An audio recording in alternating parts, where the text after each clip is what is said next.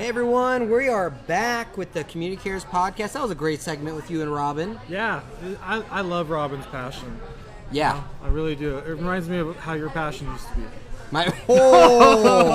Just kidding. I know you love this organization. Oh, that hurts, man. We haven't been doing anything together today, so I just gotta make fun of you a little bit. We had the intro. For like 2 minutes. For 2 minutes. I know. Thank you, buddy. I missed you too. So yeah, we're here with Hunter Rand, local filmmaker, great guy, and friend and supporter of Good Shepherd's Clothes Closet. So thank you for being you. Thank you for being a supporter and doing all the things you do. So Hunter, you right before we got on the show, you were talking about turtles in Ward 2.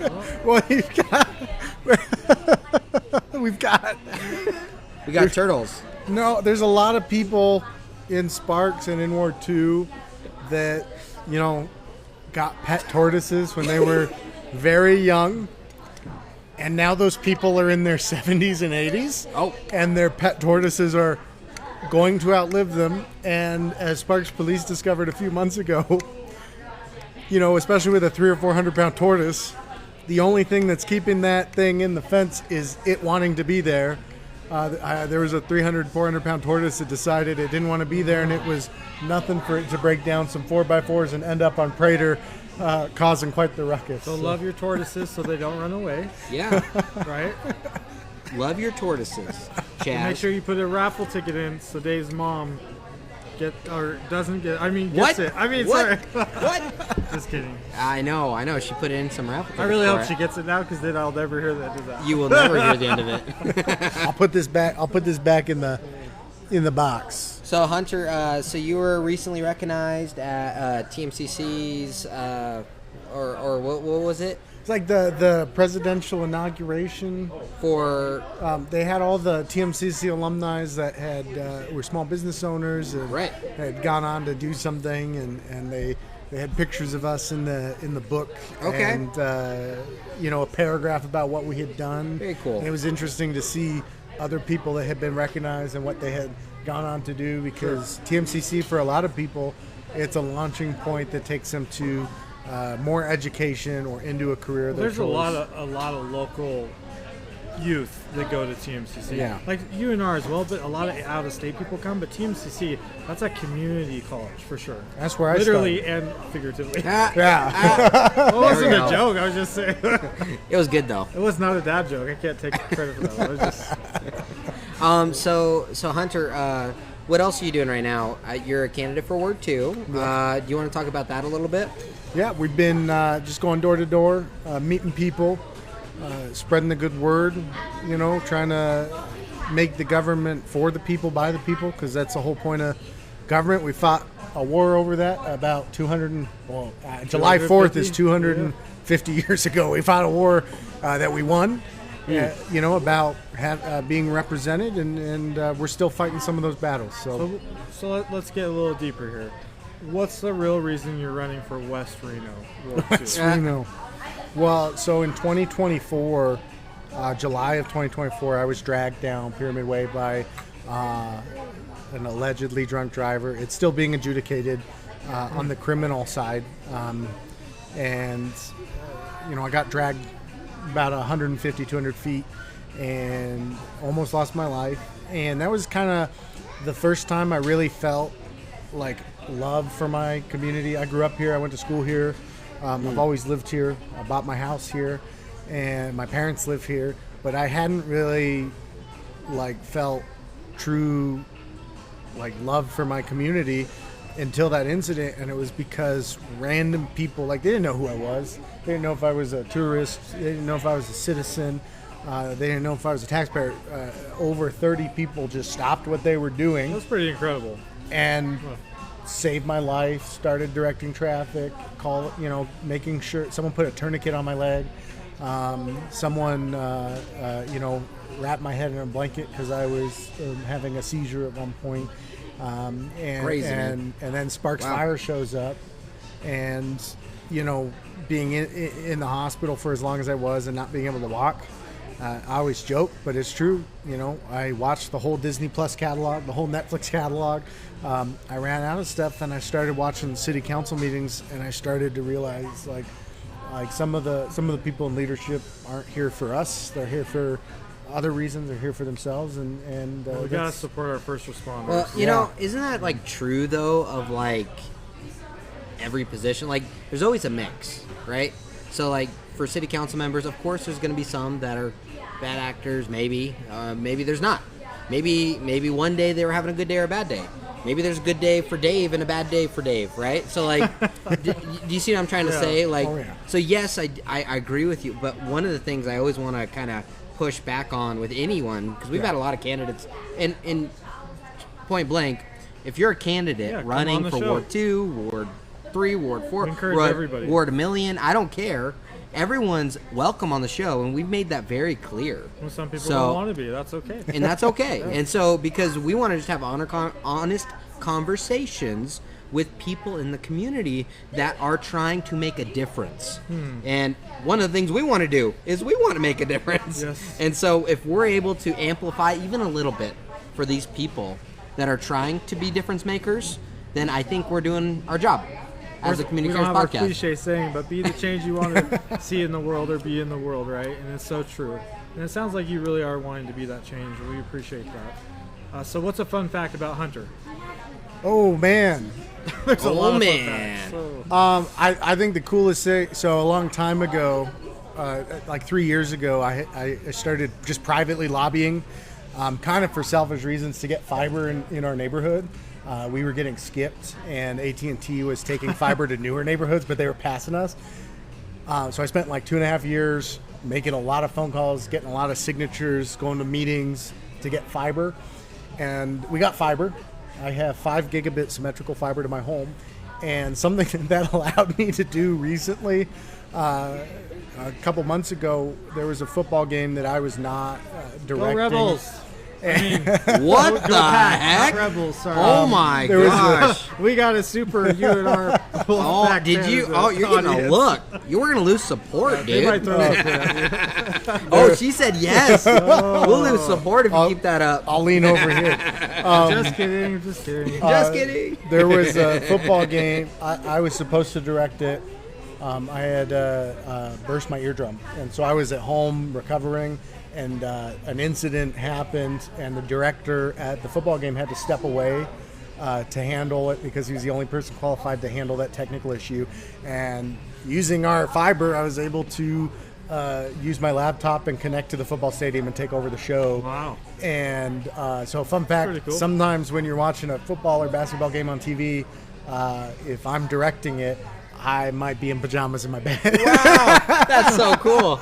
So can you bring up maybe what is the most biggest project you've worked on that you're allowed to talk about as a director, or just on it, period?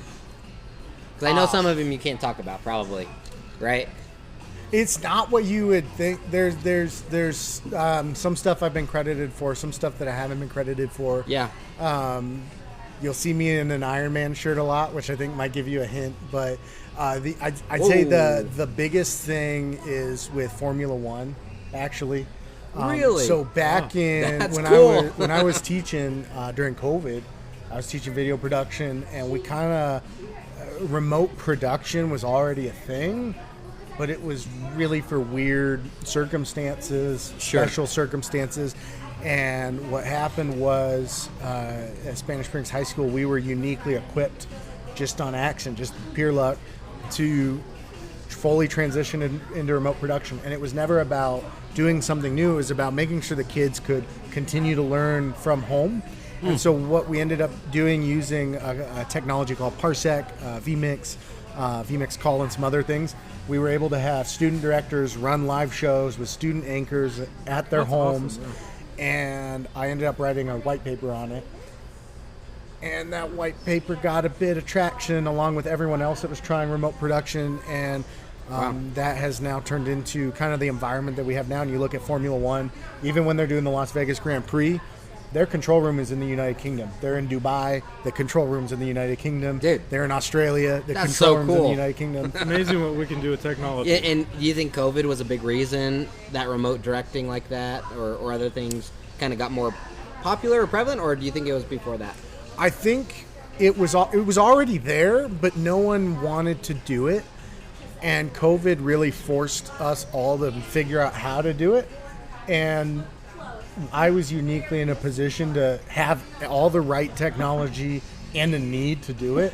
Wow. And so we did it, and I'm posting about it on like the broadcast group on Facebook, and next thing I know is someone is doing the weather from their living room in front of their TV and with the same technology because they just happen to have it. They just didn't think about putting one and one together to make That it is so happen. cool.